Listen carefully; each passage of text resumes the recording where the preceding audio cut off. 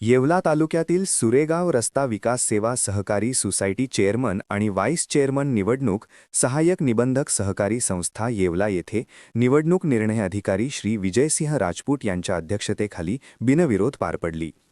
सुरेगाव रस्ता विकास सेवा सहकारी सोसायटीचे चेअरमन बारकू मगर व व्हाईस चेअरमन ज्ञानेश्वर तुपे यांनी रोटेशन पद्धतीने राजीनामा दिला होता।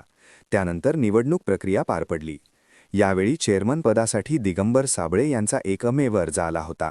तसेच व्हाईस चेअरमन पदासाठी शिराजभाई सय्यद यांचा एकमेव अर्ज आल्याने निवडणूक निर्णय अधिकारी विजयसिंह राजपूत यांनी चेअरमनपदी श्री दिगंबर साबळे व व्हाईस चेअरमनपदी शिराजभाई सय्यद यांची निवड झाली अशी घोषणा केली।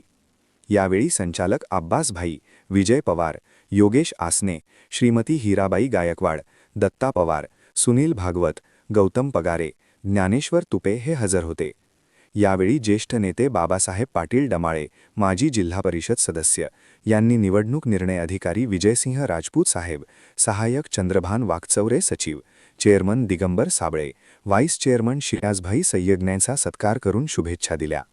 यावेळी त्यांच्या निवडीचे स्वागत राऊसाहेब मगर, कचरू चव्हाण, नाना आसने, देवीदास चव्हाण, बाबासाहेब पगारे, बाबासाहेब भागवत, बाबासाहेब आसने, सुभाष भागवत, गणेश चव्हाण व ग्रामस्थ यांनी केले आहे।